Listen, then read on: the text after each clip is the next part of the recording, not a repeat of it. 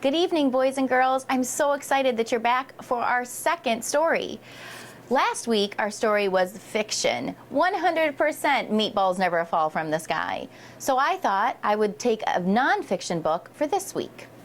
This week's book is actually going to be two parts. Part one will be this week, and part two will be next week. This week's book is Owen and Mzee. It's a true story of a remarkable friendship, and I can't wait to take us on this trip.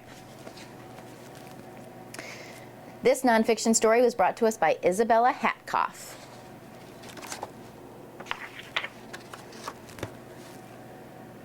This is the true story of two great friends.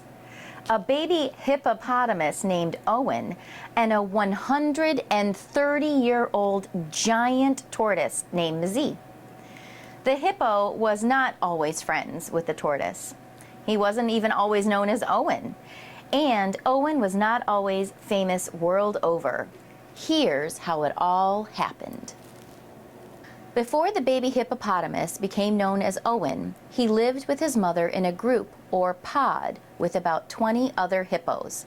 They fed and wallowed in and around the Sakabi River in Kenya, a nation on the east coast of Africa. When he was about 1 year old, heavy December rains flooded the river. The racing river washed Owen and his family down the river until the fresh water became salty and the river flowed into the Indian Ocean near the small coastal town of Malindi. 4 days, the people of Malindi tried to chase the hippos back up the river, but the hippos enjoyed grazing on the grasses along the shore in the villagers' yards. Since hippos are the most dangerous animals in Africa, and a full-grown adult can weigh as much as 8,000 pounds, there was very little the people could do. So this is a picture of what a hippopod looks like. On the morning of December 26, 2004, the sea suddenly rushed high onto the beaches, and surging waves pounded the shore. Many of the villagers' boats were damaged, and many fishermen had to be rescued. Before long, the sea was calm again, but it was a frightening time for everybody. A day passed before anyone thought to check on the hippos. The villagers now saw only one hippopotamus in the sea. A baby without his mother, stranded on a sandy coral reef among the seagrass. Tired and frightened, he was unable to reach the shore on his own. Soon, hundreds of villagers and visitors were working together to help the young hippo.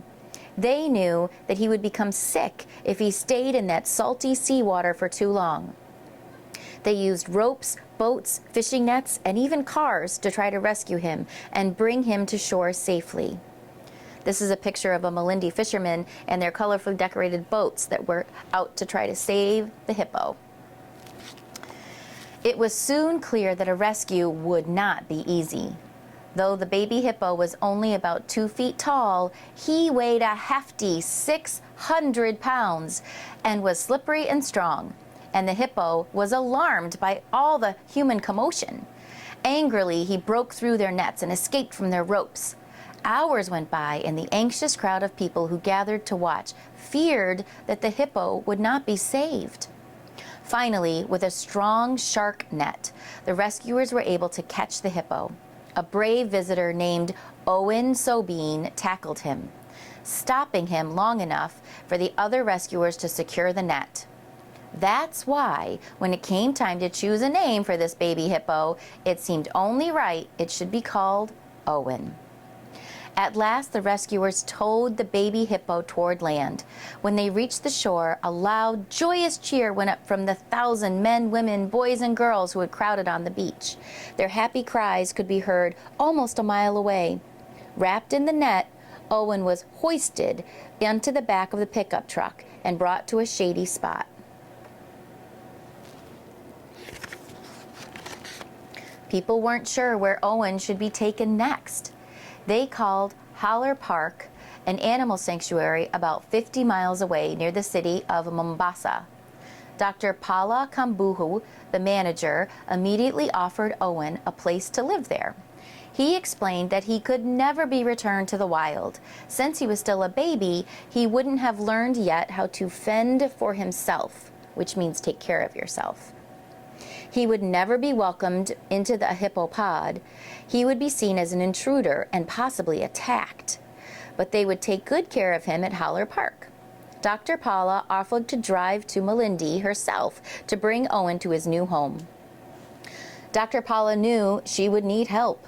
She asked the chief animal caretaker, Stephen Toohey, to come along with her. She knew that Stephen had a special way with animals. Some people said he could even talk to them. Dr. Paula and Stephen quickly set off in her small truck to Melindy.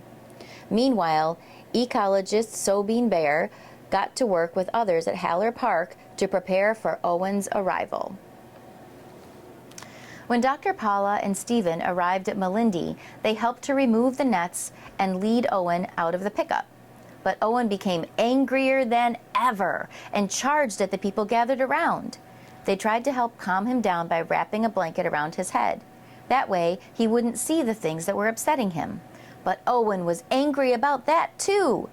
After many hours, and a dozen rescuers managed to move Owen from the pickup and into Dr. Paula's truck, trying to get him so that he would be safe during the long drive to Holler Park. Wow, that's one angry hippo. Meanwhile, Sabine and the other workers prepared a large enclosure for Owen.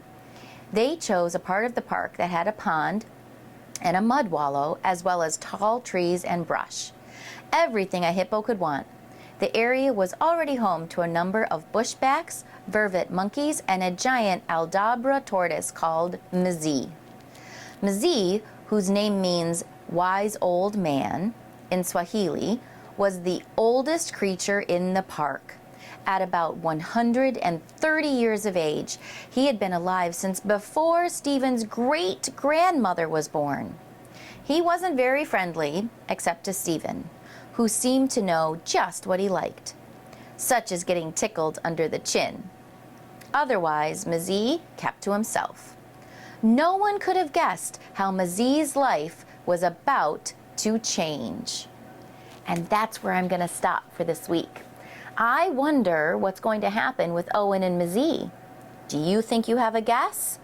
If I use the title, I bet you they become friends in the end. Two very grumpy animals find each other. So tune in next week and we'll find out what happens to Owen and Mzee.